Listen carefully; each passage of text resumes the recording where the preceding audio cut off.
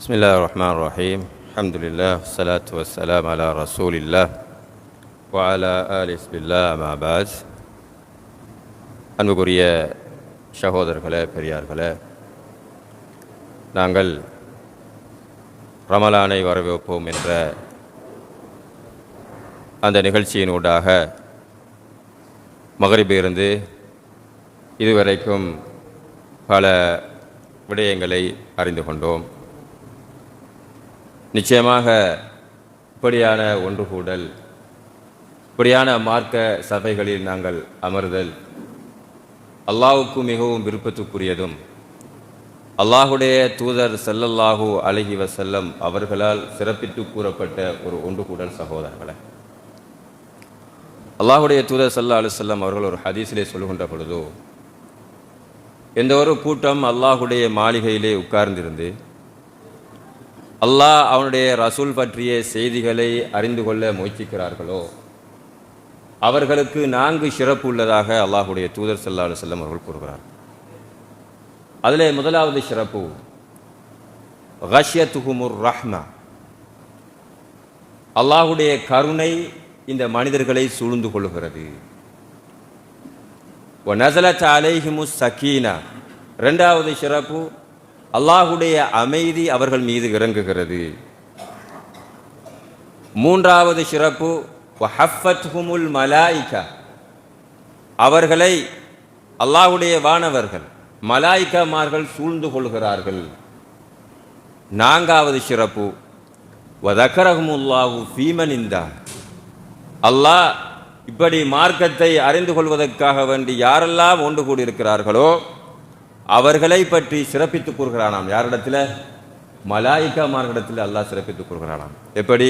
இதோ பார் எனது அடியார்களை, அவர்களுடைய காரியங்கள், கடமைகள், அவர்களுக்கு எவ்வளோ தேவைகளை எல்லாம் விட்டுவிட்டு என்னுடைய மார்க்கத்தை அறிந்து கொள்வதற்காக வேண்டி இவ்விடத்திலே ஒன்று கூடியிருக்கிறார்கள். இதோ பாருங்கள் மலாயிகாமார்களே என்று மலாயிகாமார்களிடத்திலே அல்லாஹ் இப்படி மார்க்கத்தை அறிந்து கொள்வதற்காக வேண்டி ஒன்று கூடியிருக்கிறவர்களை பார்த்து சிறப்பித்துக் கூறுவதாக அல்லாஹுடைய தூதர் ஸல்லல்லாஹு அலைஹி வஸல்லம் அவர்கள் கூறுகிறார்கள். சகோதரர்களே, எனவேதான் இந்த இடத்தில் அல்லாஹுடைய மார்க்கத்தை அறிந்து கொள்ள வேண்டும், அதன்படி நான் அமல்படுத்த வேண்டும் என்ற அந்த நோக்கத்தில் இவ்விடத்திலே நாங்கள் ஒன்று கூடியிருக்குமே. ஆனால் நிச்சயமாக நான் சொன்ன அந்த 4 சிறப்புகளும் எங்களுக்கு இருக்கிறது. சகோதரர்களே, அன்புக்குரிய சகோதரர்களே, நாங்கள் ஒரு புனிதமிக்க ஒரு மாதத்தை எதிர்நோக்கியவர்களாக இருந்து கொண்டிருக்கிறோம்.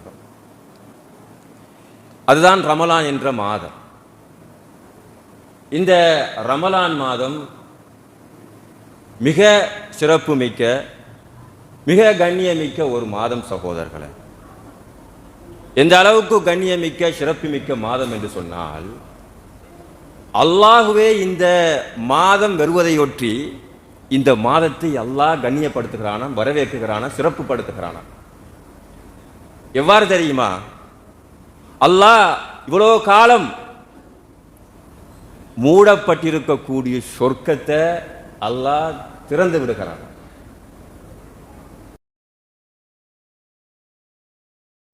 நரகத்தை அல்லாஹ் மூடி விடுகிறான். எதற்காக வேண்டி? இந்த ரமலானை வரவேற்பதற்காக வேண்டி. சகோதரர்களே, அந்த அளவுக்கு மிகவும் அல்லாஹ்விடத்திலே மிகவும் முக்கியமான சிறப்புக்குரிய ஒரு மாதம். அல்லாஹ் இந்த மாதத்திலே ஸ்பெஷலாக அல்லாஹ் சொர்க்கத்தை திறந்து விடுகிறான். ஸ்பெஷலாக அல்லாஹ் இந்த மாதத்திலே நரகத்தை மூடி விடுகிறானாம். சகோதரர்களே, எதற்காக வேண்டி? இந்த ரமலானை சிறப்பிப்பதற்காக வேண்டி. இதா ஜா ரமலானு ஃபுத்திஹத் அபுவாபுல் ஜன்னா, ரமலான் மாதம் வந்துவிட்டால் சொர்க்கத்தினுடைய அனைத்து வாயில்களையும் அல்லாஹ் திறந்து விடுகிறான். வகுல்லிகத் அபுவாபுன் நார், அதே போன்று அல்லாஹ் நரகத்தினுடைய வாயல்கள் அனைத்தையும் மூடி விடுகிறான் என்று அல்லாஹுடைய தூதர் ஸல்லல்லாஹு அலைஹி வஸல்லம். சகோதரர்களே, அல்லாஹ் இந்த மாதத்தை எவ்வாறெல்லாம் கண்ணியப்படுத்துறான்னு பாருங்க. அல்லாஹ் கண்ணியப்படுத்துகிறான். ஷைத்தான்களுடைய ஊசலாட்டங்களை அல்லாஹ் நீக்கி மலாயிகாமார்களுடைய வருகையை அல்லாஹ் அதிகப்படுத்துகிறான். எதுல? இந்த ரமலான் மாதத்தில். இது யார் செய்யக்கூடிய சங்கை? அல்லாஹ் செய்யக்கூடிய சங்கை, வரவேற்கக்கூடிய அந்த விதம். சகோதரர்கள், அல்லாஹ்வுடைய தூதர் ஸல்லல்லாஹு அலைஹி வஸல்லம் அவர்கள் சொல்கிறார்கள், இந்த ரமலான் மாதம் வந்துவிட்டால் சுஃபிதத்தி ஷயாத்தீன், நோன்பாளிகளை, இந்த மாதத்திலே அமல் செய்யக்கூடிய மனிதர்களை வழிகெடுக்கக்கூடிய ஷைத்தான்கள் விலங்கிடப்படுகிறார்கள். அதே போன்று மலாய்க்காமார்களுடைய வருகை இந்த மாதத்திலே அதிகரிக்கிறது. அவர்கள் வந்து என்ன சொல்கிறார்கள், ஒவ்வொரு இரவும் இந்த ரமலானுடைய மாதத்திலே மலாய்க்காமார்கள் இறங்குகிறார்கள். அந்த பூமிக்கு இறங்கி அவங்கள் அழைப்பு விடுக்கிறார்கள், யா பாகியல் ஹைர், இந்த ரமலான் மாதத்திலே யார் நலவை செய்ய விரும்புகிறாரோ ஃபாக்பில், அவர் முந்திக் கொள்ளட்டும், முன்னேறி செல்லட்டும் என்று அல்லாஹ். போன்று யா பாகிய ஷர், இந்த ரமலான் மாதத்திலே கெடுதியை விரும்பக்கூடியவனே, கெடுதியை செய்யக்கூடியவனே ஃபஅக்ஸிர், உன்னுடைய என்று அந்த மலாய்க்காமார்கள் அழைத்து கொண்டே இருக்கிறார்களாம். இது எப்ப? ரமலான் மாதத்தில். ரமலான் மாதத்தில் மலாய்க்காமார்களுடைய வருகை அதிகரிக்கிறது, ஷைத்தான்களுடைய ஊசலாட்டம் குறைகிறது சகோதரர்களே. அந்த அளவுக்கு இந்த மாதத்தை அல்லாஹ் சிறப்புப்படுத்துகிறாங்க சகோதரர்கள், நாங்கள் அல்லாஹ் சிறப்புப்படுத்துகிறாங்க. இப்ப அல்லாஹ் இந்த மாதம் வருவதை ஒட்டி அல்லாஹ் இந்த மாதத்தை இவ்வளவு சிறப்புப்படுத்தி வரவேற்கிறான் என்று சொன்னால், நாங்கள் இந்த அளவுக்கு இந்த மாதத்தை வரவேற்க வேண்டும். இந்த அளவுக்கு இந்த மாதம் அல்லாஹ்விடத்திலே மிகவும் முக்கியமான, கண்ணியமிக்க, சிறப்புமிக்க ஒரு மாதமாக இருக்குகிறது என்பதை நானும் நீங்களும் சற்று உணர்ந்து கொள்ள வேண்டும் சகோதரர்களே. எனவேதான் இந்த ரமலானை நாங்கள் சரிவர புரிந்து கொள்ள வேண்டும், அறிந்து கொள்ள வேண்டும். இதனாலெல்லாம் இந்த எங்களுடைய முன் சென்ற அறிஞர்கள், சலஃபுகள் இந்த ரமலான் மாதம் வருவதற்கு முன்னே அல்லாஹ்விடத்திலே பிரார்த்திக்க துவங்கிடுவார்கள். எப்படி? யா அல்லாஹ், இந்த ரமலானை அடைவதற்குரிய ஒரு பாக்கியத்தை தாயா அல்லாஹ், யா அல்லாஹ், இந்த ரமலானிலே அமல் செய்வதற்குரிய பாக்கியத்தை தாயா அல்லாஹ் என்று அந்த சலஃபுகள், முன்னறிஞர்கள் அல்லாஹ்விடத்திலே பிரார்த்திப்பார்களாம். ஏன் தெரியுமா? அவர்கள் இந்த ரமலானிலே இருக்கக்கூடிய வெகுமதிகளையும் ஆழமாக அறிந்திருந்தார்கள். அதனால தான் அவர்கள் அல்லாஹ்விடத்திலே பிரார்த்திப்பார்களாம், இந்த ரமலானை அடைய செய்யும்படி. சகோதரர்களே, ஒரு மனிதனுக்கு இந்த ரமலானிலே வாழ்வதற்குரிய பாக்கியத்தையும் அதிலே அமல் செய்யக்கூடிய பாக்கியத்தையும் அல்லாஹ் ஒரு மனிதனுக்கு வழங்கிவிட்டால் அதைவிட வேற பெரும் பாக்கியம் வேறு எதுவும் கிடையாது சகோதரர். அந்த அளவுக்கு மிகவும் முக்கியமான ஒரு மாதம், முக்கியமான ஒரு அமல் அதிலே இருக்குகிறது சகோதரர்கள்.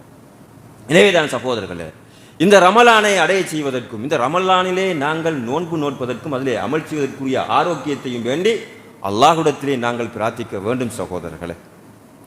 எந்த அளவுக்கு நாங்கள் இந்த ரமலானை வரவேற்கக்கூடியவர்களாக, ஆர்வத்தோடு ஆசையோடு இந்த ரமலானை எதிர்பார்க்கக்கூடியவர்களாக இருக்கிறோம் என்று நானும் நீங்களும் சற்று சுய விசாரணை, சுய பரிசோதனை செய்து கொள்ள வேண்டும் சகோதரர். இன்றைக்கு சில மனிதர்கள், சில சகோதரர்கள் அல்லாஹ் அவர்களுக்கு நேர்வழி காட்ட வேண்டும். இந்த ரமலான் மாதத்தை ஏதோ ஒரு சுதந்திரத்தை பறிக்கக்கூடிய ஒரு மாதமாக கருதுகிறார்கள். அல்லாஹ் அவர்களுக்கு ஹிதாயத்தை கொடுக்க வேண்டும். ஏன்? அவர்கள் ஏனைய மாதத்திலே இருந்த சுதந்திரத்தை போன்று இந்த ரமலானிலே சுதந்திரமாக டிவி பார்க்க முடியாது, சுதந்திரமாக அவருடைய காரியங்களை செய்ய முடியாது எங்கக்கூடிய நேரத்தில் அவங்க இந்த ரமலான ஒரு சுதந்திரத்தை பறிக்கக்கூடிய ஒரு மாதமாக கருதுகிறார்கள். இன்னும் சில சகோதரர்கள் இந்த ரமலானை செலவினங்களுக்குரிய ஒரு மாதமாகவும் என்ன செய்கிறாங்க, யோசிக்கிறாங்க. ஏன்? இந்த ரமலான் மாதம் ஆரம்பிக்கிறதுக்கு உடனே ஒரு செலவு. என்ன செலவு? நாங்கள் எங்களோட உம்மாட வீட்டை போகணும், அதுக்குரிய சாமான்கள் வாங்கணும், அதுக்குரிய செலவு. அதே போன்று ரமலான் இறுதியில் பெருநாள், அதற்கு செலவு.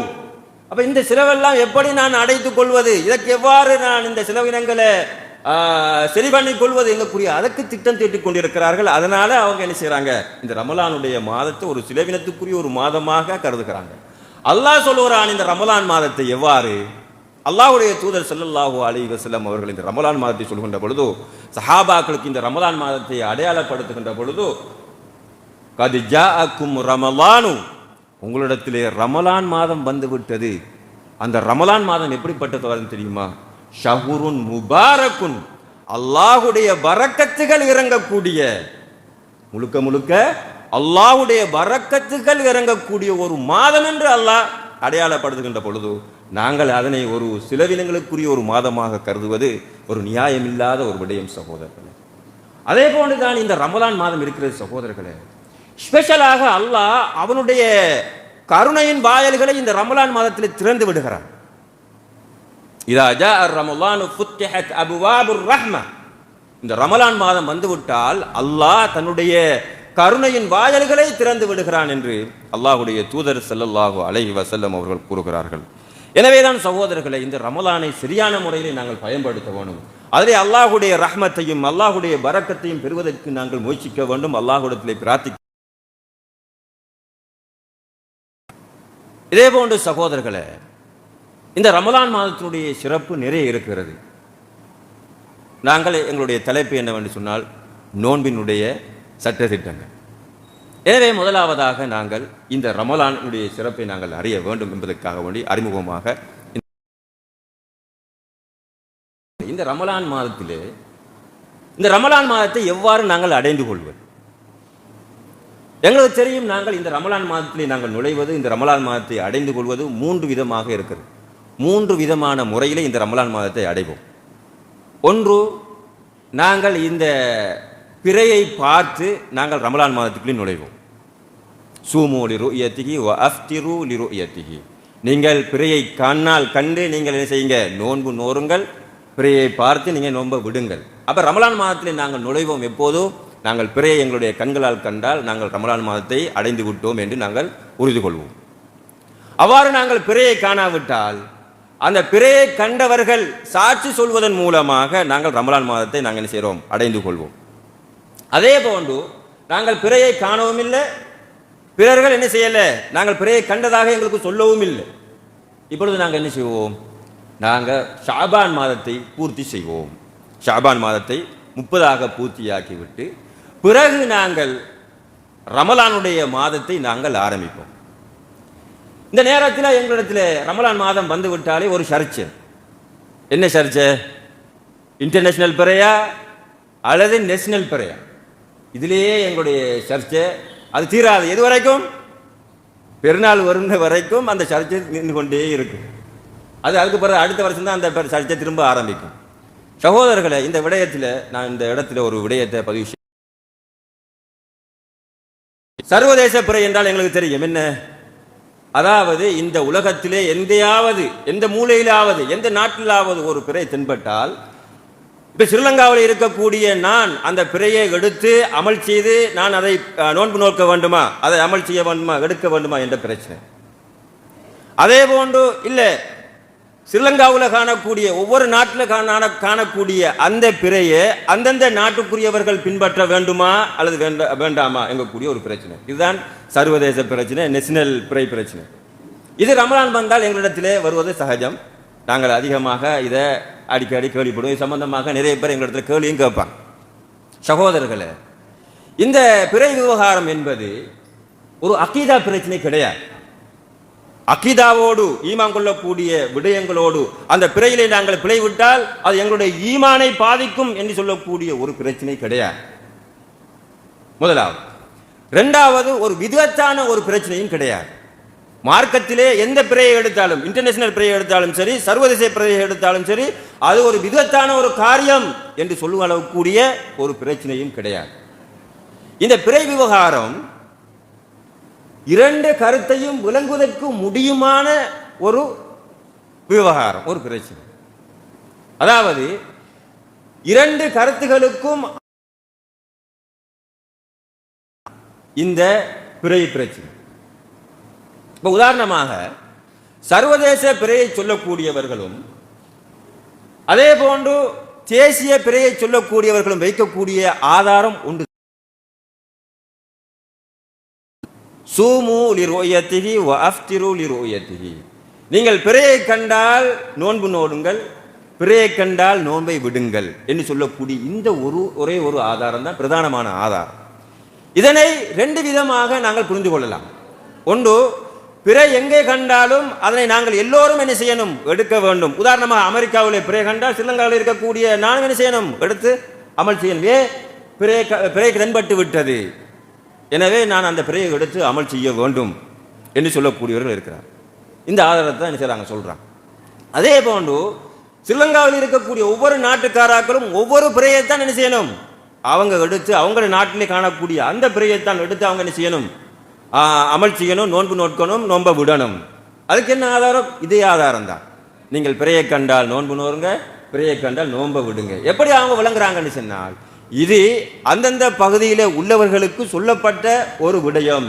எனவே அந்தந்த பகுதியில் உள்ளவர்கள் பிறையை காண்பதன் மூலம்தான் அவங்க என்ன செய்யணும், அந்த நோன்பை நோட்கணும், நோன்பை விடணும் என்று சொல்லுகிறார்கள். எனவே ரெண்டு கருத்துக்கு இடம்பாடான விடயம், ரெண்டு கருத்துக்கு இடம்பாடான விடயம், அதில் எந்த கருத்தை எடுத்தாலும் அதில் குற்றம் கிடைக்காது. ரெண்டு கருத்துக்கு இடம்பாடான விடயத்தில் அந்த ரெண்டு கருத்தில் எந்த கருத்தை எடுத்து ஒருவர் அமல் செய்கிறாரோ அவருக்கு கூலி கிடைக்குமே தவிர குற்றம் கிடைக்காது. ஒருவர் இன்டர்நேஷனல் பிறையை எடுத்து அவர் அமல் செய்தாலும் அவருக்கு நன்மை கிடைக்கும். அதே போன்று அவர் தேசிய பிறையை எடுத்து ஒருவர் அமல் செய்தாலும் அவருக்கு நன்மை கிடைக்கும். எனவே நன்மை கொடுக்கக்கூடிய விடயத்திலே நாங்கள் ஆளுக்கால் முரண்படுவது என்ன நியாயம் சகோதரர்களே? அது நியாயம் கிடையாது. அப்ப எந்த கருத்தை ஒருவர் எடுத்தாலும் அவருக்கு கூலி இருக்கிறது, அதுக்குரிய நன்மை கிடைக்கும். எனவே இதிலே நாங்கள் முரண்பட்டு விட்டு என்னுடைய கருத்தை எடுக்காதவர் அவர் விதுவத்துவாதி அல்லது அவர் வழிகாட்டிலே இருக்கிறார், அவருக்கு ஒன்றும் தெரியாது என்று சொல்லி நாங்கள் ஒருவரை ஒருவர் சாடுவது என்பது ஒரு அறிவார்ந்த செயல் அல்ல சகோதரர்கள். இது முதலாவது விடயம். இரண்டாவது விடயம் என்னவென்று சொன்னால், ஒரு கருத்தை நான் சரி கண்டு விட்டேன் என்று சொன்னால் அந்த கருத்தை நான் பிறரை நிர்பந்திக்க கூடாது. கட்டாயம் இந்த கருத்தை தான் நீங்கள் எடுக்க வேண்டும், அப்படி இல்லை என்றால் நீங்கள் குற்றவாளி என்பது போன்று நாங்கள் செய்யக்கூடாது, நடந்து கொள்ளக்கூடாது. அதிலும் குறிப்பாக உலமாக்கல் இரண்டு கருத்துக்கு இடம்பாடுள்ள விடயங்களை நாங்கள் ஒரு கருத்தை நான் ஒரு கருத்தை சரி கண்டால் அந்த கருத்தை பிறரும் எடுக்க வேண்டும் என்று பிறரை நாங்கள் என்ன செய்யக்கூடாது, நிர்பந்திக்க கூடாது. அதே போன்று ஒரு இடத்தில் ஒரு கருத்தை எடுத்து செயல்படுத்துகிறார்கள். உதாரணமாக எங்களுடைய பாதையில் நாங்கள் தேசிய பிறையை எடுத்து செயல்படுத்துகிறோம். அதே போன்று சில இடங்களில் இன்டர்நேஷனல் பிறையை எடுத்து செயல்படுத்துகிறார்கள். எனவே இன்டர்நேஷனலில் இருக்கக்கூடிய கருத்திலே இருக்கக்கூடிய ஒருவர் தேசிய பிறையை நடைமுறைப்படுத்தக்கூடிய இடத்துக்கு வந்து அவர் குழப்பக்கூடாது அந்த மக்களை. ஏன்? அவர்களும் செய்வது சரியான கருத்தில் உள்ளதுதான். எனவே அவர்களை நாங்கள் வந்து என்ன செய்யக்கூடாது, குழப்பக்கூடாது. அதுக்குரிய வழிமுறைகளை நாங்கள் தேடக்கூடாது. இது அறிஞர்களுடைய நாங்கள் நடைமுறைகளிலே அதிகமான விடயங்களை நாங்கள் பார்க்கலாம். நேரம் காணாததற்காக நான் சுருக்கமாக இந்த விஷயங்களை சொல்கிறேன். அதே போன்றுதான் இன்டர்நேஷனல் பிறையை அமல்படுத்தி அங்கே நோன்பு நோக்கக்கூடிய பெருநாள்களை தொழக்கூடிய இடத்துக்கு போய் நான் தேசிய பிறையிலே இருக்கக்கூடிய நான் அங்கே மக்களை குழப்பக்கூடாது. ஏன்? அங்கே ஒரு மக்கள் ஒரு கருத்தை ஏற்று அமல் செய்து கொண்டு இருக்கிறார்கள், அங்கே போய் நான் குழப்புவது என்பது என்னுடைய அறிவார்ந்த செயல் அல்ல சகோதரர். இதிலே உலமாக்கள் நடுநிலையாக நடந்து கொள்ள வேண்டும். இதிலே அறிஞர்களுடைய வாழ்க்கையிலும் சஹாபாக்களுடைய வாழ்க்கையிலும் அதிகமான நாங்கள் நடைமுறையை காணலாம். இது ஒரு தலைப்பாக பேச வேண்டும். கருத்து முரண்பாடான விடயங்களில் எவ்வாறு நாங்கள் நடந்து கொள்வது என்கூடியதை நாங்கள் ஒரு தலைப்பாக பேச வேண்டிய ஒரு விடயம் சகோதரர்கள். எனவேதான் இதிலே இருந்து நாங்கள் சர்ச்சைப்படக்கூடிய அவசியம் இல்லை. நாங்கள் சாய்ந்தமருதை பொறுத்த வரைக்கும் எங்களுடைய இஸ்லாஜுமா பள்ளிவாசலோ ஏனைய பள்ளிவாசலோ நாங்கள் தேசிய பிறையை ஏற்றுத்தான் நாங்கள் செய்கிறோம், அமல் செய்கிறோம். அப்ப எனவே இந்த விவகாரத்தில் தேசிய பிறையை நாங்கள் யார் தீர்மானிப்பது? ஒவ்வொரு ஆக்களும் தீர்மானிப்பதா அல்லது அந்த பிறைக்கு பொறுப்பாக இருக்கக்கூடியவர்கள் தீர்மானிப்பதா? இந்த விடயத்திலே சகோதரர்களை ஒவ்வொரு ஆளும் தீர்மானிப்பது கிடையாது. பிறையுடைய விஷயத்தில் ஒவ்வொரு ஆளும் அந்த பிறையை தீர்மானிப்பது கிடையாது. அந்த பிறையை இறுதியாக தீர்மானிப்பவர் யாருன்னு சொன்னால் அந்த பிறைக்குரிய அதிகார கமிட்டி தான் என்ன செய்யும், அந்த பிறையை தீர்மானிக்கும். இந்த விடயத்திலே நாங்கள் ஸ்ரீலங்காவில் பொதுவாக நாங்கள் பிறை கமிட்டியாக இருக்கக்கூடிய ஜமியத்துல் உலமா கொழும்பு பெரிய வள்ளிவாசல் அவர்களைத்தான் நாங்கள் என்ன செய்கிறோம், பிறையுடைய விஷயத்தில் இதுவரைக்கும் நாங்கள் பின்பற்றி இருக்கிறோம். அவர்கள் சொல்லக்கூடிய விடயங்களை ஏற்றுத்தான் நாங்கள் நோன்பு நோக்கிறோம், பெருநாள் கொண்டாடுகிறோம். அப்ப எனவே இந்த நேரத்திலே நாங்கள் கவனமான ஒரு விடயத்தை நாங்கள் எதிர்காலங்களில் சென்ற காலங்களில் நடந்த அந்த பிழை இந்த காலங்களில் ஈவரும் காலங்களில் நாங்கள் விடக்கூடாது. அதாவது ஜமியத்துல் உலமா போடுது என்று சொன்னார், இன்றைக்கு பிற தென்படவில்லை என்று சொல்லிவிட்டார்கள். உதாரணமாக நான் கோல் எடுத்து சொல்றேன், எங்க பிறை கமிட்டிக்கு சொல்றேன், இப்படி நான் பிறையை கண்டேன். ஆனால் அவங்க என்ன செய்யல, என்னுடைய அந்த சாட்சியத்தை அவங்க ஏற்றுக்கொள்ளல. அவங்களுக்கு ரைட்ஸ் இருக்கு, ஏற்றுக்கொள்வதற்கு ரைட்ஸ் இருக்கு, மறுப்பதற்கு ரைட்ஸ் இருக்கு. அது அவங்களுடைய அதை ஏற்காம விடுவதும் ஏற்றுக்கொள்வதுங்கிறது அவங்களுடைய தனி விஷயம். ஆனால் இப்ப நான் சொல்லிட்டேன், பிற தென்பட்டு கண்ணால கண்டேன் நான். நான் கோல் எடுத்து சொல்றதுக்கு ஜமியத்துல் உலமாக்கோ அல்லது பிறை கமிட்டிக்கு சொல்றேன், நான் பிறையை கண்டுட்டேன். இப்போ அவங்க என்ன செய்யலை, என்னுடைய சாட்சியத்தை அவங்க ஏற்றுக்கொள்ளலை. இல்லை, உங்களுடைய அந்த கருத்து பிழையானது நாங்கள் ஏற்றுக்கொள்ள மாட்டோம்னு சொல்லிட்டாங்க. இப்போ இந்த நேரத்தில் நான் என்ன செய்யறது, மக்களை போய் குழப்புறதா? இல்லை, பாருங்கள் இந்த ஜமியத்துல் உலமா என்ன செய்ய பிறையை ஏற்றுக்கொள்ளவில்லை, அப்படி செய்யவில்லை, இப்படி சொல்லி நான் பிறையை கண்ணாலே கண்டேன். இல்லை, நான் குழப்பக்கூடாது. அறிஞர்கள் அதுக்கும் வழிகாட்டியிருக்கிறார். நான் கண்ணால் பிறையை கண்டு நான் சாட்சியம் கூறுகிறேன், அந்த சாட்சியம் மறுக்கப்படுகிறேன் என்று சொன்னால் எனக்கு 2 ஆப்ஷன் இருக்கு. ஒன்று, நான் பிறரை குழப்பாமல் நான் தனியாக நோன்பு நோட்டுக் கொள்வது, அல்லது நான் மக்களோடு மக்களாக இருப்பது. நோன்பு நோட்டாமல் மக்கள் எப்ப நோன்பு நோட்கிறார்களோ அப்போது நாங்கள் நோன்பு நோட்பது. சௌமுக்கும் யௌம யஸூமுன்னாஸ். அல்லாஹ்வுடைய தூதர் ஸல்லல்லாஹு அலைஹி வஸல்லம் அவர்கள் சொன்னார்கள், உங்களுடைய நோன்பு எப்பன்னு தெரியுமா? உங்களோடு இருக்கக்கூடிய மக்கள் நோன்பு நோக்கக்கூடிய நாளையில தான் நீங்கள் நோன்பு நோக்கணும். ஃபித்ருக்கும் யௌம யுஃப்திருன்னாஸ். நீங்கள் நோன்பை விடுவது மக்கள் உங்களுக்கு கண்டி இருக்கக்கூடிய மக்கள் எப்ப நோன்பை விடுறாங்களோ அப்பதான் நீங்க நோன்பை விடணும். அப்ப எனவே எனக்கு 2 ஆப்ஷன் இருக்கு. என்னுடைய சாட்சியம் மறுக்கப்பட்டால் நான் ஜமியத்துல் உலமாவில் பிறை கமிட்டியில் நான் சொல்றேன், என்னுடைய சாட்சியம் மறுக்கப்படுகிறது, நான் மக்களை குழப்பக்கூடாது, நான் தனிப்பட்ட ரீதியில் நோன்பு நோக்கணும். அப்படி இல்லாட்டி மக்களோடு மக்களாக இருந்து மக்கள் நோன்பு நோக்கக்கூடிய அந்த நாளையில நான் நோன்பு நோக்குவது. இதுதான் அறிஞர்கள் சொல்லக்கூடிய கருத்தாகும் சொல்வார்கள். எனவேதான் இந்த விவகாரத்தில் நாங்கள் மிகவும் நிதானமாக நடந்து கொள்ள வேண்டும். எங்களுக்கு மத்தியிலே பிரச்சனைகளை விளைவுகளை உண்டு பண்ணி நாங்கள் வேற மாதிரி விடயங்களை நாங்கள் செய்யக்கூடாது, திருப்பக்கூடாது என்பதை நாங்கள் விளங்கிக் கொள்ள வேண்டும். இவ்வாறு நாங்கள் ரமலான் மாதத்துக்குள்ளே நுழைந்து விட்டோம் என்று சொன்னால் எங்களுக்கு அந்த ரமலான் மாதத்தில் செய்யக்கூடிய அமல்கள் இருக்கிறது. ரமலான் மாதத்துக்கு நாங்கள் நுழைஞ்சோம்னு சொன்னா ரமலான் மாதத்திலே செய்யக்கூடிய அமல்கள் இருக்கிறது. ரமலான் மாதத்திலே செய்யப்படக்கூடிய அமல்களை 2 வகையாக நாங்கள் பிரிக்கலாம். ஒன்று கட்டாயம் செய்யக்கூடிய அமல் வாஜிப், இன்னொன்று சுன்னத்தாக அதை செய்வது விரும்பத்தக்கது ஆர்வமூட்டப்பட்டது என்று 2 வகையாக நாங்கள் பிரிக்கலாம். கட்டாயம் செய்யக்கூடிய வணக்கம் தான் எங்களுக்கு தெரியும் அஸ்ஸௌம், நோன்பு என்ற இந்த வணக்கம். இந்த ரமலான் மாதத்தில் இந்த நோன்பை நோட்பது கடமையாகும். இந்த நோன்பு என்ற வணக்கம் இருக்கிறது சகோதரர்களே, அது மிகப்பெரிய ஒரு வணக்கம் சகோதரர்கள். எந்த அளவுக்கு சொன்னால் அல்லாஹ்வுடைய தூதரிடத்தில் ஒரு சஹாபி வந்து கேட்கிறார், யா ரசூலல்லாஹ் ஐயுல் அமலி அஃலல், அமல்களில் மிகவும் சிறந்த அமல் எது யா ரசூலுல்லாஹ் என்று கேட்கிறார். ரசூலுல்லாஹ் அவருக்கு எவ்வளவு அமல்கள் இருக்கு சொல்றாரு பாருங்க. நீ நோன்பு என்ற அந்த வணக்கத்தை கடைபிடித்துக் கொள், அதிகமாக நோட்டுக்கொள்.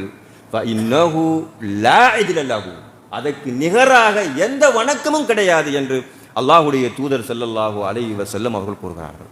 எனவே எந்த அளவுக்கு சொன்னால் எங்களுக்கு தெரியும், எங்களுக்கு அல்லாஹ் முஸ்லிம்களுக்கு எங்களுக்கு பல கடமைகளை கடமையாக்கி இருக்கிறான்.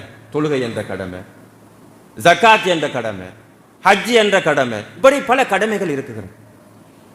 இதை யார் கடமையாக்கிறது? அல்லாஹ் தான் எங்களுக்கு கடமையாக்கின, அப்படியா இல்லையா? அல்லாஹ் கடமையாக்கினான். ஆனால் இந்த கடமைகள் ஒன்றையும் அல்லாஹ் தன்னோடு இணைத்துக் கொள்ளவில்லை. இது என்னுடைய கடமை என்று தன்னோடு இணைத்துக் கொள்ளவே இல்லை. தொழுகை அல்லாஹ்வால் கடமையாக்கப்பட்டதா இல்லையா? அல்லாஹ்வால் கடமையாக்கப்பட்டது. அல்லாஹ் இந்த தொழுகையை என்னுடைய கடமை தொழுகை, எனவே நான் கடமையாக்கியது, எனவே தொழுங்கள் என்று அல்லாஹ் சொல்லவில்லை. ஹஜ் என்பது என்னுடைய கடமை, எனக்குரிய கடமை, நீங்கள் ஹஜ் செய்யுங்கள் என்று அல்லாஹ் தன்னோடு இணைத்துக் கொள்ளவில்லை. எல்லாத்தையும் அல்லாஹ் தான் கடமையாக்கியது. ஆனால் அந்த கடமைகள் ஒன்றையும் தன்னோடு என்ன செய்யல, அல்லாஹ் இணைத்துக் கொள்ளல. ஆனால் நோன்பு என்ற அந்த வணக்கத்தை அல்லாஹ் தன்னோடு இணைத்துக் கொள்கிறான் பாருங்க. அஸ்ஸௌமு லீ, இந்த நோன்பு இருக்குகிறது அது எனக்குரிய கடமை என்று அல்லாஹ் சொல்கிறான். அப்ப தொழுகை அல்லாஹ்வுக்குரிய கடமை இல்லையா? அல்லாஹ்வுக்குரிய கடமை. அப்ப என்ன விளங்குன்னு சொன்னால் இந்த நோன்புக்கு ஸ்பெஷலான ஒரு இடம் அல்லாஹ்விடத்திலே இருக்குகிறது என்பது இதிலிருந்து எங்களுக்கு விளங்குகிறது. அதே போன்றுதான் எல்லா இபாதத்துகளுக்கும், தொழுகையாகட்டும் எல்லா இபாதத்துகளுக்கும் யார் கூலி வழங்குவது? அல்லாஹ் தான் கூலி வழங்குவது. ஆனால் அதையெல்லாம் அல்லாஹ் என்ன செய்யல, நான் தான் தொழுகைக்கு கூலி வழங்க போறேன், நான் தான் ஜக்காத்துக்கு கூலி வழங்க போறேன், நான் தான் ஹஜ்ஜுக்கு கூலி வழங்க போறேன் என்று அல்லாஹ் சொல்லலை. ஆனால் ஸ்பெஷலாக அல்லாஹ் எதுக்கு சொல்றான்னு சொன்னா இந்த நோன்புக்கு சொல்கிறான் சகோதரர்களே. அஸ்ஸௌமு லீ வ அனா அஜ்ஸி பிஹி, இந்த நோன்பு என்ற வணக்கம் எனக்குரியது, நான் தான் அதற்கு கூலி கொடுக்க போகிறேன் தன்னோடு இணைத்து கூறுகிறான்னு சொன்னால் இந்த நோன்பினுடைய அந்த பெருமானம் அல்லாஹ்விடத்தில் எவ்வளவாக இருக்குகிறது என்பதை நானும் நீங்களும் சற்று நிதானமாக சிந்தித்து பார்க்க வேண்டும் சகோதரர்கள். அதே போன்றுதான் அல்லாஹ்வுடைய எங்களுக்கு தெரியும் சகோதரர்கள், இந்த உலகத்திலே செய்யப்படக்கூடிய அனைத்து கடமைகளுக்கும் வணக்கங்களுக்கும் அல்லாஹ் இவ்வளவுதான் கூலி என்பதை நிர்ணயித்து விட்டார். அப்படியே இல்லையா? உதாரணமாக ஒரு நன்மையை செய்தால் அதற்குரிய கூலி என்ன தெரியுமா? அதற்குரிய ஃபலஹு அஷ்ரு அம்சாலிஹா இலா 700. ஒரு நன்மையை செய்தால் அதற்குரிய கூலியை அல்லாஹ் நிர்ணயித்திருக்கிறான்.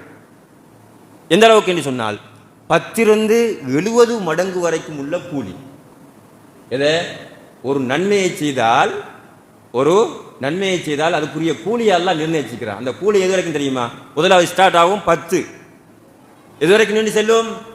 700 மடங்கு வரைக்கும் நீண்டு செல்லும். இப்போ நான் ஒரு திக்ரை செஞ்சேன்னு சொன்னால் எனக்கு 10 நன்மைங்கிறது சுவர். ஆனால் அது எது வரைக்கும் நீண்டு செல்லும்? 700 மடங்கு வரைக்கும் நீண்டு செல்லும். ஆனால் அல்லாஹ் இந்த நோன்புக்கு அந்த கூலியை என்ன செய்யலை? மட்டுப்படுத்தவே இல்லை. இந்த நோன்புக்கு அல்லாஹ் கூலியை மட்டில்லாத ஒரு கூலியை வைத்திருக்கிறான் சகோதரர்களே. அப்படியான ஒரு சிறப்புரிய ஒரு வணக்கம்தான் இந்த நோன்பு என்ற வணக்கம். ரசூல் ஸல்லல்லாஹு அலைஹி வஸல்லம் அவங்க ஒரு ஹதீஸில் சொல்லுகின்ற பொழுது, மன் ஸாம ஃபீ ஸபீலில்லாஹி பஅதல்லாஹு வஜ்ஹஹு அனின் நாரி 70 ஹரீஃபா. யார் ஒரு நாளைக்கு அல்லாஹ்வுடைய பாதையிலே நோன்பு நோக்குறாரோ, பாருங்க, ஒரு நாளைக்கு அல்லாஹ்வுக்காக வேண்டி அல்லாஹ்வுடைய பாதையிலே நோன்பு நோக்குறாரோ அவரை அல்லாஹ் நரகத்தை விட்டும் தூரமாக்குகிறானா. அந்த தூரத்தின் அளவு அல்லாஹ்வுடைய தூதர் ஸல்லல்லாஹு அலைஹி வஸல்லம் அவர்கள் சொல்லுகின்ற பொழுது 70 ஹரீஃபா, அதாவது 70 வருடம் ஒருவர் பிரயாணம் செய்தால், ஒருவர் 70 வருடம் என்ன செய்யறாரு? தூரம் இருக்குமோ அந்த அளவுக்கு தூரம் ஒரு நோம்பாளியினுடைய அந்த முகத்தை அல்லாஹ் நரகத்தை விட்டும் தூரப்படுத்துகிறான் சகோதரர்களே. எப்ப? ஒரு நாளைக்கு நாங்கள் நோன்பு நோட்டோம், ஒரு நாளைக்கு நோன்பு நோட்டா அல்லாஹ் எங்களுடைய முகத்தை என்ன செய்கிறானாம்? நரகத்தை விட்டும் 70 வருடம் ஒருவர் பிரயாணம் செய்தால் எவ்வளவு தூரம் பிரயாணம் செய்வாரோ அந்த அளவுக்கு அல்லாஹ் நரகத்தை விட்டும் தூரப்படுத்துகிறான். அப்ப நாங்க 30 நாளைக்கு நாங்க நோன்பு நோட்டா இப்ப எவ்வளவு நன்மை சகோதரன். எனவேதான் சகோதரர்கள், இப்படியான நன்மைகளை உள்ளடக்கி இருக்கக்கூடிய ஒரு மாதம் தான் இந்த ரமலான் மாதம். அதில் செய்யப்படக்கூடிய இந்த நோன்புடைய சிறப்பை நாங்கள் சொல்கின்ற பல சிறப்புகள் இருக்கிறது. நான் சுருக்கமாக உங்களுக்கு சொல்லிட்டு போவேன். எனவே இந்த நோன்பை நாங்கள் நோட்பது இந்த ரமலானிலே கட்டாயம். யாருக்கு கட்டாயம்? பமன் ஷஹித மின்குமு ஷஹ்ர ஃபல்யடைந்தாரோ அவர் இந்த நோன்பை நோக்க வேண்டும், நோக்கட்டும். யா அய்யுஹல்லதீன ஆமனூ குத்திப அலைக்குமுஸ் ஸியாமு கமா குத்திப அலல்லதீன மின் கப்லிக்கும். ஈமான் கொண்டவர்களே, உங்களுக்கு முன்னிருந்தவர்களுக்கு நோன்பு கடமையாக்கியது போன்று உங்களுக்கும் கடமையாக்கப்பட்டிருக்கிறது என்று அல்லாஹ் சுப்ஹானஹு வ தஆலா அவனுடைய திருமறையிலே கூறுகிறான். அப்ப எனவே இந்த ரமலான் மாதத்தில் நோன்பு நோற்பது கட்டாயம். யாருக்கு கட்டாயம்? எல்லாருக்கும் கட்டாயமா? ரமலான் மாதத்தில் நோன்பு நோற்பது எல்லாருக்கும் கட்டாயமா? எல்லாருக்கும் கட்டாயமா? எல்லாருக்கும் கட்டாயம் இல்லை. யாருக்கு 5 நிபந்தனைகள் அவருக்குத்தான் நோன்பு நோற்பது கட்டாயம், எல்லாருக்கும் கட்டாயம் இல்லை. 5 நிபந்தனைகள் யாரிடத்திலே பூர்த்தியாக இருக்குகிறதோ அவருக்கும் நோன்பு நோற்பது கட்டாயம். முதலாவது அல் இஸ்லாம், இஸ்லாம் என்ற அந்த நிபந்தனை. அப்ப முஸ்லிமுக்குத்தான் என்ன? நோன்பு கட்டாயம். முஸ்லிம் அல்லாதவர்களுக்கு நோன்பு கட்டாயம். ரைட், முஸ்லிமாக இருந்தால் சரியா? இல்ல, எல்லாரும் முஸ்லீம் தான், சின்ன பிள்ளை முஸ்லீம் தான், எல்லாரும் முஸ்லீம் தான், நோயாளி முஸ்லீம் தான், எல்லாருக்கும் கட்டாயமா முஸ்லீமாக இருந்தால்? அவர் வாலிபத்தை அடைந்திருக்க, வயதை அடைந்திருக்க வேண்டும், வயது வந்தவராக இருக்க வேண்டும். அப்ப சிறு பிள்ளைகளுக்கு என்ன? நோன்பு கட்டாயம் இல்லை. ஆனால் சிறு பிள்ளைகளை நோன்பு நோட்பதற்கு பயிற்றுவிப்பது, இந்த மாதத்தினுடைய கண்ணியத்தை அவர்களுக்கு விளங்க வைப்பது சிறந்தது, சுன்னத். இன்னும் சொல்ல போனால் முஸ்தஹப் என்று அறிஞர்கள் சொல்கிறார்கள். ஏன்னு சொன்னால் சஹாபாக்கள் தன்னுடைய சிறு குழந்தைகளை, சிறுவர்களை என்ன செய்வாங்களாம்? நோன்பு நோட்க பழக்குவாங்களாம். அப்ப எனவே நாங்கள் சிறுவர்களை நாங்கள் நோன்பு நோட்க பழக்குவது எங்களுக்கு சுன்னத்து. ஆனால் அவர்களுக்கு என்னல்ல, நோன்பு கட்டாயம் இல்லை. இது மூன்றாவது நிபந்தனை. மூன்றாவது நிபந்தனை அல் அக்ல், புத்தி சுயாதீனம் உடையவராக இருக்க வேண்டும். ஒரு புத்தியற்ற அல்லது புத்தி சுயாதீனம் இல்லாத ஒருவருக்கு நோன்பு கடமை அல்ல. அவர் முஸ்லிம் தான், ஆனால் பருவ வயதை அடைந்திருக்கிறார் தான். ஆனால் அவர் என்னல்ல, அவருக்கு புத்தி சரியில்லை, அவர் புத்தி சுயாதீனம் உடையவராக என்னல்ல இருக்கார் இல்லை. அப்ப அவருக்கு என்னல்ல நோன்பு கடமை இல்லை. இது மூன்றாவது நிபந்தனை. நான்காவது நிபந்தனை, அவர் ஆரோக்கியமான உடையவராக இருக்கவர். நோன்பு நோட்பதற்கு ஆரோக்கியமான நிலையிலே இருக்க வேண்டும். அப்படி இருந்தார் என்று சொன்னால் அவருக்கு கட்டாய கடமை. நோன்பு நோட்பதற்கு ஆரோக்கியம் இல்லை, நோயாளியாக இருக்கிறார், அவருக்கு நோன்பு என்னல்ல கடமை இல்லை. ஆனால் நோன்பு நோற்றால் கூலி கிடைக்குமா? கிடைக்காதா? கிடைக்கும். ஆனால் கட்டாயம் என்னல்ல, நோன்பு நோட்பது அவருக்கு கடமை இல்லை. இது நாலாவது நிபந்தனை. ஐந்தாவது நிபந்தனை, அவர் அல் இகாமா ஊர்வாசியாக இருக்க வேண்டும். அவர் ஊரிலே இருக்க வேண்டும். அவர் பிரயாணியாக இருந்தார் என்று சொன்னால் அவருக்கு என்னல்ல நோன்பு கடமை இல்லை. அப்ப இந்த 5 நிபந்தனையும் அவரிடத்தில் இருந்தால் அவருக்கு நோன்பு நோட்பது கட்டாயம். 1 முஸ்லிமாக இருக்க வேண்டும், 2 பருவ வயதை அடைந்திருக்க வேண்டும், 3 புத்தி சுயாதீனம் உடையவராக இருக்க வேண்டும், 4 நோன்பு நோட்பதற்கு ஆரோக்கியம் உடையவராக இருக்க வேண்டும், 5 அவர் பிரயாணிகள் இல்லாமல் ஊரிலே அவர் ஊர்வாசியாக செய்யணும் இருக்க வேண்டும். இந்த 5 நிபந்தனைகளும் அவரிடத்திலே பூர்த்தியானால் அவர் நோன்பு நோட்பது என்ன செய்யும்? கட்டாய கடமை. அவர் நோன்பை விட இயலாது. அப்படி வேணுமென்று அவர் நோன்பை விட்டார் என்று சொன்னால் அவர் மிகப்பெரிய பாவியாக அல்லாஹ்விடத்திலே கருதப்படுவார். அறிஞர்கள் அவர்களுக்கு ஹுக்குமை சொல்லுகின்ற பொழுதோ அவர் பாவி, அல்லாஹ்விடத்திலே அவர் தௌபா செய்ய வேண்டும். அதே போன்று அவர் அந்த விட்ட நோன்புகளை எல்லாம் கலா செய்ய வேண்டும். யாரு? இந்த 5 நிபந்தனைகளின் பூர்த்தியாகி வேணுமென்று யார் நோன்பை விடுகிறாரோ அவர் மிகப்பெரிய ஒரு பாவி. அவர் விட்ட நோன்பை என்ன செய்ய வேண்டும்? கலா செய்ய வேண்டும். இதுதான் இந்த நோன்பு யாருக்கெல்லாம் வாஜிபங்கக்கூடியதே சட்டம். நோன்பை யாரெல்லாம் விடலாம்? நோன்பை 5 காரணங்களுக்காக வேண்டி விடலாம் சகோதரர். 5 காரணங்களுக்காக வேண்டி நாங்கள் நோன்பை விடலாம். அவங்களுக்கு நோன்பு கட்டாயம் கிடையாது. 1 அல் மரல், நோய்க்காக வேண்டி நாங்கள் என்ன செய்யலாம்? நோன்பை விடலாம். நோய் என்கின்ற பொழுது அறிஞர்கள் சொல்லுகிறார்கள், எப்படிப்பட்ட நோய்?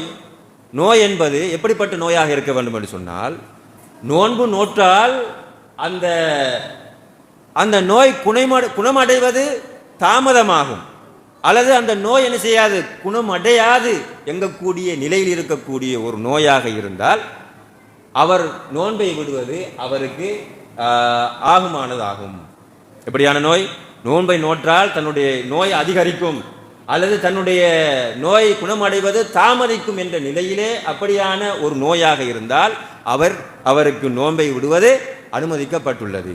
அப்படி இல்லாம சிறு நோய், அதுல எந்தவித அவருக்கு கஷ்டமும் இருக்காது. உதாரணமாக தடுமல், ஒரு ஆளுக்கு இருமல், இதெல்லாம் என்ன செய்யாது, எங்களுக்கு நோன்பை விடுவதற்கு அனுமதியாக இருக்காது. இதெல்லாம் நோன்பை விடுவதற்குரிய அனுமதியான ஒரு நோயாக இருக்காது. அறிஞர்கள் இந்த நோயை 2ஆக பிரிக்கிறார். 1 இந்த நோய் குணமடையும் என்று எதிர்பார்க்கக்கூடிய நோய்.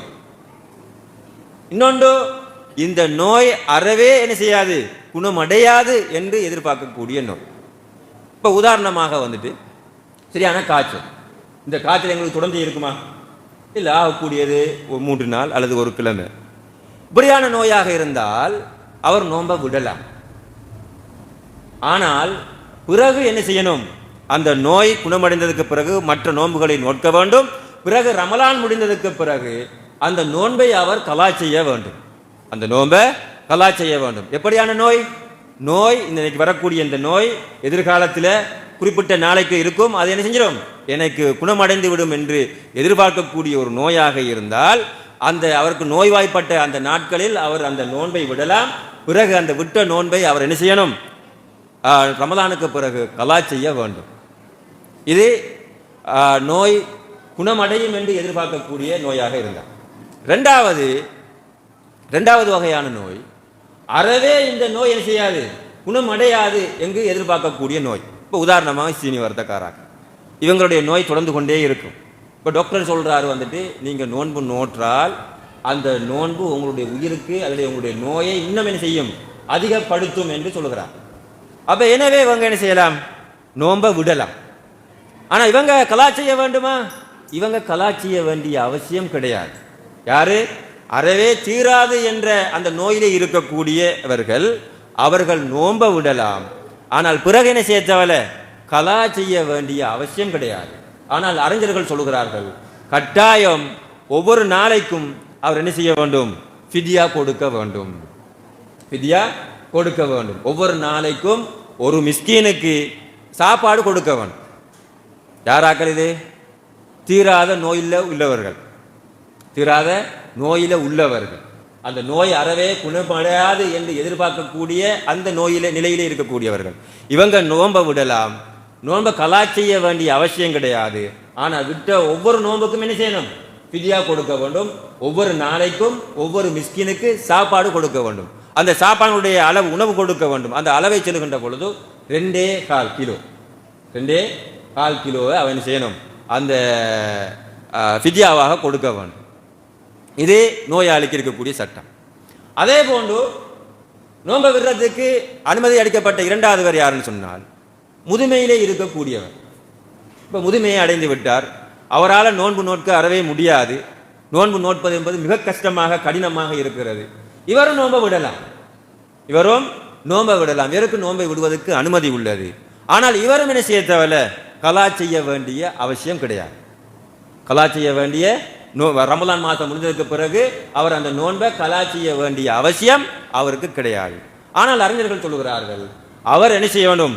அந்த விட்ட ஒவ்வொரு நாளைக்கும் ஃபிதியா, ஒரு நாளைக்கு ஒரு மிஸ்கினுக்கு சாப்பாடு கொடுக்க வேண்டும். இப்னு உமர் ரலியல்லாஹு அன்ஹு அவர்கள், இப்னு அப்பாஸ் ரலியல்லாஹு அன்ஹு அவர்கள் போன்றவர்கள் என்ன சொல்கிறார்கள் சொன்னால், முதுமையிலே இருக்கக்கூடியவர் அவருக்கு நோன்பை விடுவதற்கு அனுமதி உள்ளது. ஆனால் அந்த விட்ட ஒவ்வொரு நோன்புக்கும் என்ன செய்ய வேண்டும்? ஒவ்வொரு நாளைக்கும் ஃபிதியா, ஒரு மிஸ்கீனுக்கு சாப்பாடு கொடுக்க வேண்டும் என்று இப்னு அப்பாஸ், இப்னு உமர் ரலியல்லாஹு அன்ஹு அவர்கள் போன்றவர்கள் சொல்கிறார்கள். இது இரண்டாவது காரணி. மூன்றாவது காரணி, நோன்பை விடுவதற்கு அனுமதி உள்ளவர்கள் அஸ்ஸஃபர், பிரயாணம். ஒரு பிரயாணி என்ன செய்யலாம்? நோன்பை விடுறதுக்கு அனுமதி உள்ளது. அந்த பிரயாணம் எப்படி இருக்க வேண்டும்? எல்லா பிரயாணமுமா இல்லை. அறிஞர்கள் 2 ஷரத்தை சொல்கிறார்கள். ஒரு பிரயாணத்துக்காக வேண்டி நோன்பை விடுறன்னு சொன்னால் அந்த பிரயாணம் 2 நிபந்தனைகளுக்கு உட்பட்டிருக்க வேண்டும். முதலாவது, அந்த பிரயாணம் ஆகுமான பிரயாணமாக இருக்க வேண்டும். ஒரு ஹராமான அல்லது பாவமான ஒரு காரியத்தை நோக்கி பிரயாணம் செய்யக்கூடியதாக என்ன செய்யக்கூடாது? அந்த பிரயாணம் இருக்கக்கூடாது. இரண்டாவது நிபந்தனை என்னன்னு சொன்னால், அந்த பிரயாணம் நாங்கள் தொழுகையை சுருக்கி சேர்த்து தொழுவோமே அந்த தூரம் அளவுக்கு அந்த பிரயாணம் இருக்க வேண்டும். கிட்டத்தட்ட 80 கிலோமீட்டர் அல்லது 85 கிலோமீட்டர் அளவுக்கு அந்த பிரயாணம் இருக்க வேண்டும். இந்த 2 நிபந்தனைகளுக்கும் உட்பட்டிருந்த அந்த பிரயாணமாக இருந்தால் அவர் என்ன செய்யலாம்? நோன்பை விடுறதுக்கு அனுமதி இருக்கிறது. ஆனால் அந்த நோன்பை விட்ட நோன்பை என்ன செய்யணும்? ரமலான் முடிந்ததுக்கு பிறகு அவர் கலா செய்ய வேண்டும். ஃபமன் கான மின்கும் மரீலன் அவ் அலா சஃபரின் ஃபஇத்தத்தும் மின் அய்யாமின் உஹர். யார் உங்களில் நோயாளியாகவோ யார் பிரயாணியாக இருக்கிறாரோ அவர் மற்றொரு நாளில் என்ன செய்யணும்? அந்த நோன்பை கலா செய்ய வேண்டும் என்று அல் குர்ஆன் எங்களுக்கு கூறுகிறது. அதே போன்று சகோதரர்களே, மூன்றாவது காரணி, கெட்பத்தோடு இருக்கக்கூடிய பெண்மணிகள், அதே போன்று பாலூட்டும் தாய்மார்கள், இவங்க என்ன செய்யலாம்னு சொன்னால் நோன்பை விடலாம். யாரு? கெட்பமாக இருக்கக்கூடிய பெண்மணி, அதே போன்று பாலூட்டக்கூடிய ஒரு தாய், இவங்களும் என்ன செய்யலாம்? நோன்பை விடலாம். எப்ப? இவங்க தன்னுடைய கெட்பத்திலே இருக்கக்கூடிய பிள்ளைக்கு நான் நோன்பு நோட்பதால் ஆபத்து ஏற்படும் என்று உணர்ந்தால், அல்லது வைத்திய ஆலோசனை அல்லது வைத்தியர் சொல்லுகிறார் நீங்கள் நோன்பு நோட்பது உங்களுடைய பிள்ளைக்கு என்ன செய்யும்? பாதிக்கும் என்று சொன்னால், அதே போன்று பாலூட்டும் தாய் தன்னுடைய பிள்ளைக்கு பால் சுரப்பதை விட்டும் தடுக்கும் அந்த நோன்பு என்று சொன்னால், இவங்க என்ன செய்யலாம்? நோன்பை நோட்பதை விட்டும் அவங்க நோன்பை விடலாம், அவங்களுக்கு அனுமதி இருக்கிறது. ஆனால் கருத்து வேற்றுமை இருக்கிறது. எதில் என்று சொன்னால், பிறகு அந்த நோன்பை கலா செய்ய வேண்டுமா கலா செய்யக்கூடாது? என கெட்பணியான தாய்மார்கள், பாலூட்டின் தாய்மார்கள், அவர்கள் தனக்கு பிள்ளையை பயந்தால் அவங்க என்ன செய்யலாம்? நோன்பை விடலாம். நோன்பை விடுறதுக்கு அனுமதி உள்ளது. ஆனால் அந்த விட்ட நோன்பை அவர்கள் கலா செய்ய வேண்டுமா கலா செய்யக்கூடாதா என்பது மத்தியில அறிஞர்களுக்கு மத்தியில பல கருத்து வேற்றுமையில் இருக்கிறது. அதுல சில அறிஞர்கள் பல அறிஞர்கள் சொல்கிறார்கள், அவர்கள் அந்த விட்ட நோன்பை என்ன செய்யணும்? கலா செய்ய வேண்டும் என்று சொல்கிறார்கள். சில அறிஞர்கள், குறிப்பாக வந்துட்டு இப்னு அப்பாஸ், இப்னு உமர் ரலியல்லாஹு அன்ஹு அவர்கள் சொல்கிறார்கள், அவர் கலா செய்ய வேண்டிய அவசியம் கிடையாது. யாரு? பாலூட்டும் தாய்மார்களும் கர்ப்பிணி தாய்மார்களும் நோன்பை விடலாம். அவங்க கலா செய்ய வேண்டிய அவசியம் கிடையாது. யார் சொல்வது? இப்னு உமர், இப்னு அப்பாஸ் ரலியல்லாஹு அன்ஹு அவர்கள் சொல்கிறார். என்ன காரணம் அவங்க சொல்றது? அதுக்குரிய காரணம் என்னவென்று சொன்னால் அவர்கள் புத்தி ரீதியான ஒரு காரணம். உதாரணமாக, இன்றைக்கு ஒரு பெண்மணி வந்துட்டு கெட்பமாக இருக்கிறார். நோன்பை விடலாமா இல்லையா? நோன்பை விடலாம். சரி, நோன்பை விடலாம். ரைட். அடுத்த வருஷம் நோன்பு வருது. அந்த நேரத்தில் அந்த பெண்மணி என்னவா இருப்பா? பாலூட்டும் தாயா இருப்பா. அப்ப நோன்பை விடலாம். 2 வருஷம் நோன்பு என்ன கலாச்சாரம். அப்படி கலாச்சாரம் 2 வருஷம் நோன்பு. சரி, அடுத்த வருஷமும் அவ பாலூட்டும் தாயா இல்லையா? 2 வருஷம் பாலூட்டலாம். அப்ப 3 வருஷம் நோன்பு கலா செய்ய வேண்டும். சரி, 4வது வருஷம் அல்லாஹ்வுடைய ஏற்பாடு அவ கற்பனை ஆயிட்டா. இப்ப அவருக்கு நோன்பு விடலாமா விடலாம். அப்ப எத்தனை வருஷம்? 4வது வருஷம். அப்படியே போனா பாலூட்டும் தாய். அப்ப எத்தனை வருஷம் வருது? 6 வருஷம் அவ என்ன செய்யணும்? நோன்ப கலா செய்யணும். இது சாத்தியமா? சாத்தியம் இல்லை. அப்ப எனவே அவங்க கலா செய்ய வேண்டிய அவசியம் இல்லை. அவங்க என்ன செய்யலாம்? நோன்பை விடலாம் என்று இந்த அறிஞர்கள் சொல்றாங்க. இதுல எது சரி எது பிள்ளைங்கிறத நாங்க அதை ஒரு பக்கம் வச்சுட்டு இதுல நாங்க நடுநிலையான கருத்தை சொல்லலாம். என்னன்னு சொன்னால், இது பெண்ணுடைய கையில நாங்க விடுவோம்.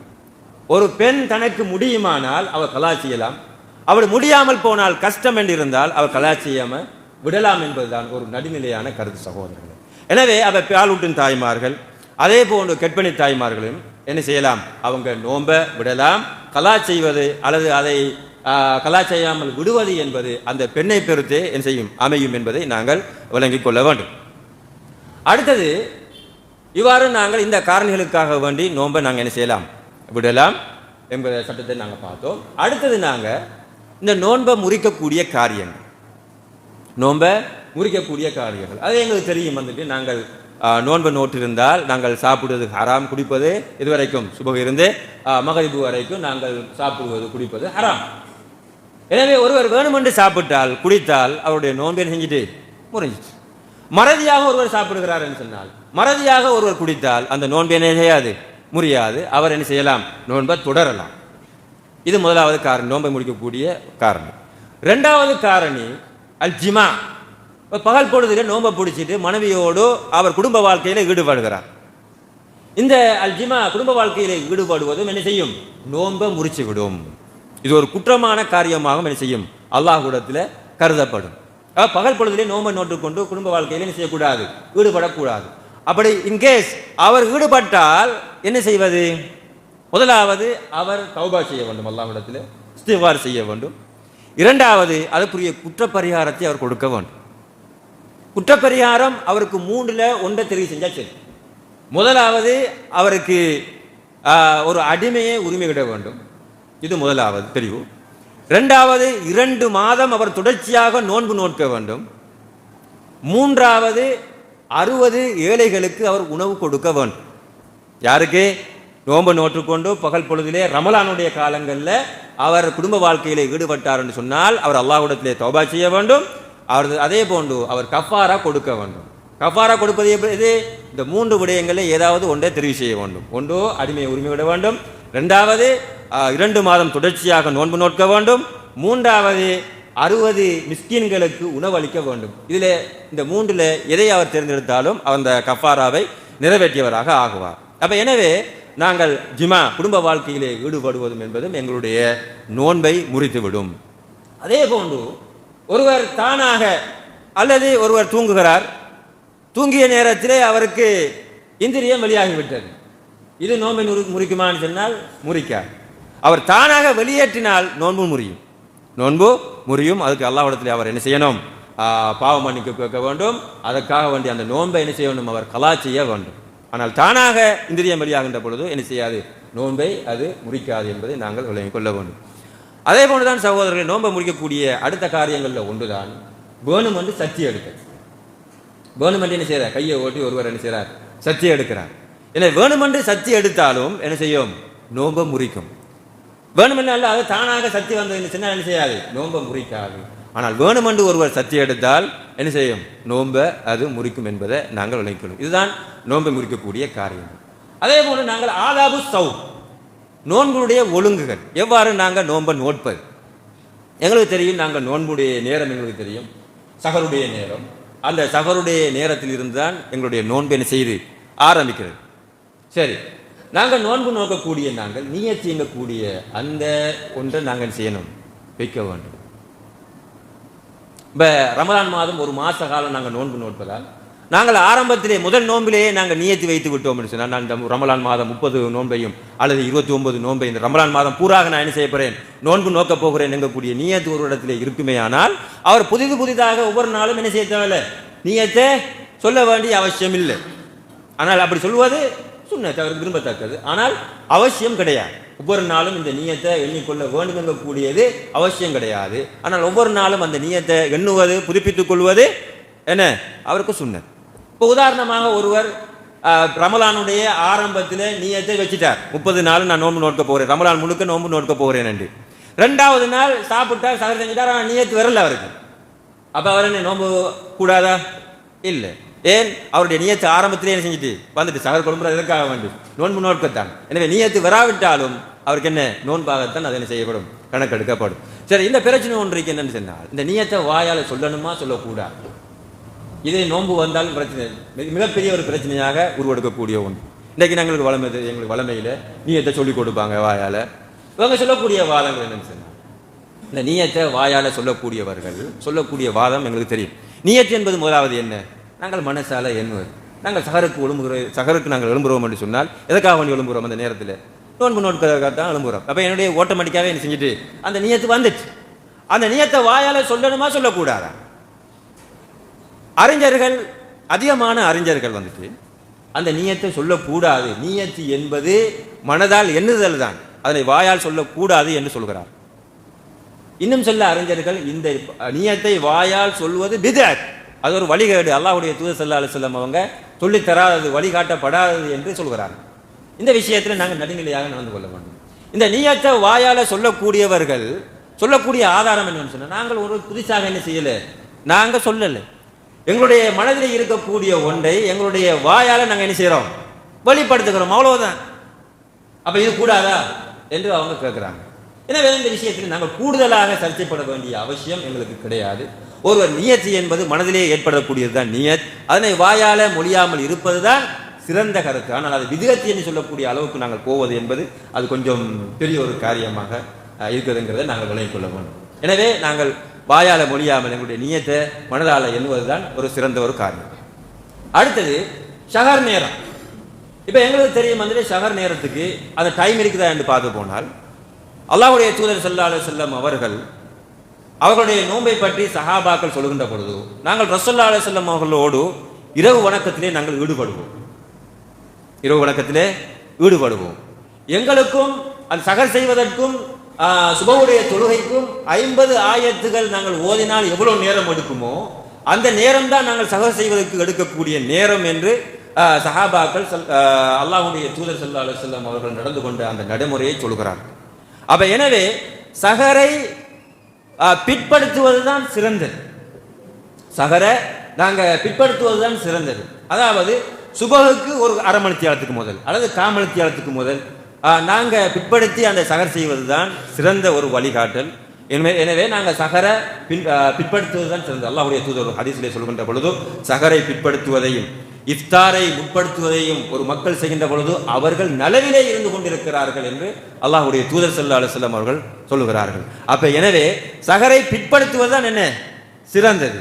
அதாவது நாங்கள் சுபஹ் தொழுகைக்கு ஒரு அரை மணி நேரத்துக்கு முதல் நாங்கள் அந்த சஹரை செய்வது அல்லது 50 ஆயத்து ஓதக்கூடிய அளவுக்கு தான் அந்த சஹர் இருக்குமாம் என்று சஹாபாக்கள் சொல்லுகிறார்கள். அப்ப எனவே சஹரை நாங்கள் பிற்படுத்துவதுதான் எங்களுக்கு சிறந்தது. அதே போன்ற சகோதரர்களே, எப்படி நாங்கள் நோன்பை நோட்டுக்கொண்டால் சுபஹுடைய டைம் எங்களுக்கு வந்துட்டு அதுக்கு பிறகு பல பிரச்சனைகள் எங்களுக்கு வாரம் என்ன, சிலாக்கள் அடிக்கடி துப்பிக்கொண்டே இருப்பாங்க, அடிக்கடி எந்நேரம் பார்த்தாலும் சிலர்கள் துப்பிக்கொண்டே இருப்பாங்க. அப்போ அவங்களுடைய எண்ணம் என்னன்னு சொன்னால், நாங்கள் அந்த உமிழ் நீர் வந்துட்டு அது நோன்பை முறிக்கும் எங்கக்கூடிய ஒரு கன்செப்ட் அவங்கள்ட்ட இருக்கு. அந்த உமிழ் நீர் என்ன செய்யாது, எங்களுக்கு நோன்பை முறிக்காது. நாங்கள் அதிகமாக துப்புறது அதுங்கிறது அது கொஞ்சம் எங்களுக்கு அந்த ஆரோக்கியத்துக்கும் அது ஒரு இடையூறாக இருக்கும் என்பதை நாங்கள் விளங்கிக் கொள்ள வேண்டும். உமிழ் நீர் நாங்கள் விழுங்குவதால் அது எங்களுடைய நோன்பை முறிக்காது என்பதை நாங்கள் விளங்கிக் கொள்ள வேண்டும். அதே போன்று நோன்போடு இருக்கின்ற பொழுது நோயாளிகள் சில நேரம் நோன்பு விட்டுப்பாங்க, அல்லது நான் இன்னைக்கு அடிக்கடி நான் என்ன செய்கிறது உதாரணமாக சுகர் வர்த்தக்காரர்கள் அவங்க அடிக்கடி என்ன செய்வாங்க, சுகரை டெஸ்ட் பண்ணி கொள்வாங்க. இப்போ இவங்க நோம்போடு இருக்குகின்ற பொழுதோ இந்த ரத்தத்தை டெஸ்ட் பண்ணுறதுக்கு ரத்தம் குத்தி எடுக்கலாமா எடுக்கக்கூடாதா எங்கக்கூடிய ஒரு பிரச்சனையும் பாருங்க. இதில் அறிஞர்கள் என்ன சொல்கிறார்கள் சொன்னால், ஒரு டெஸ்ட் பண்ணுறதுக்காக வேண்டி, எங்களுடைய நோயை டெஸ்ட் பண்ணுறதுக்காக வேண்டி, பரிசோதித்து பார்ப்பதற்காக வேண்டி ஒருவர் ரத்தத்தை எடுப்பது என்பது என்ன செய்யாது, நோன்பை முறிக்காது என்று அறிஞர்கள் சொல்கிறார்கள். அப்ப எனவே அந்த இரத்தத்தை எடுப்பது என்பது நோன்பை முறிக்கக்கூடிய ஒரு காரியங்களும் அல்ல.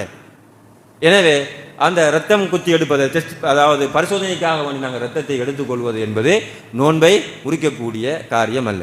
அதே போன்றுதான் சிலாக்கள் வந்துட்டு இன்சுலின் எடுப்பாங்க.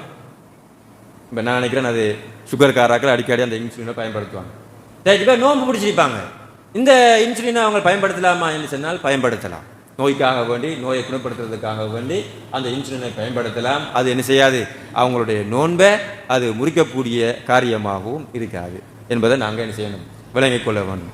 இவ்வாறு நாங்கள் நோன்பு நோக்குகின்ற பொழுதோ, அதே போன்று நான் சொன்ன மாதிரி இஃப்தாரை நாங்கள் சிலாக்கள் பேணுதலுக்காக வேண்டி பிற்படுத்துறது, வாங்கு சொல்லியும் என்ன செய்யறது, பேணுதலுக்காக வேண்டி பிற்படுத்துறது. இது சுன்னாவுக்கு மாற்றமான ஒரு முறையாகும். அல்லாஹ்வுடைய தூதர் ஸல்லல்லாஹு அலைஹி வஸல்லம் அவர்கள் என்ன சொன்னாங்க, நீங்க நோன்பு திறப்பதை நீங்கள் முற்படுத்தும் காலமெல்லாம் நீங்கள் நலவிலே இருந்து கொண்டிருக்கிறீர்கள் என்று அல்லாஹ்வுடைய தூதர் ஸல்லல்லாஹு அலைஹி வஸல்லம் அவர்கள் சொன்னார்கள். எனவே நாங்கள் இப்படியான முறையில் இந்த ஆதாபுகளை, இந்த ஒழுங்குகளை பயன்படுத்தி நாங்கள் நோன்பை நோக்க வேண்டும். அதே போன்ற ஒரு பிரச்சனை வார நோன்பு நோற்றுக்கொண்டு நாங்கள் ப்ரஷ் பண்ணலாமா பண்ணக்கூடாது, பல் துளக்கலாமா கூடாது. அப்ப இதில் சில சாவி மதுஹபை சேர்ந்தவர்கள் என்ன சொல்கிறார்கள் சொன்னால், ஜவாலுக்கு பிறகு, அதாவது லுஹருக்கு பிறகு நீங்க பிரஷ் பண்ணுவது, பல் துளக்குவது உங்களுக்கு என்ன கூடாது என்று சொல்லுகிறார்.